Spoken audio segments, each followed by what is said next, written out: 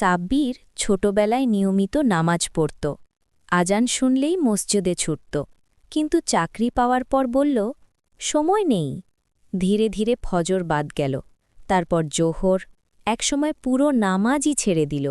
তার জীবনে সব ছিল, টাকা, বন্ধু, ব্যস্ততা, কিন্তু শান্তি ছিল না। রাতে ঘুম আসত না, অকারণে রাগ হতো, হৃদয় যেন শক্ত হয়ে গিয়েছিল। একদিন সে এক জানাজায় গেল। ইমাম বললেন, যে নামাজ ছেড়ে দেয় সে নিজের আলো নিজেই নিভিয়ে দেয়। কথাটা তার বুক কাঁপিয়ে দিল। সেদিন রাতে অনেক দিন পর সে সিজদায় গেল, কাঁদতে কাঁদতে বলল, হে আল্লাহ, আমি ফিরে আসতে চাই।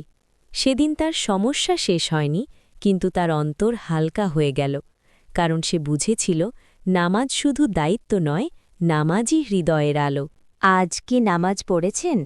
কমেন্টে লিখুন আলহামদুলিল্লাহ।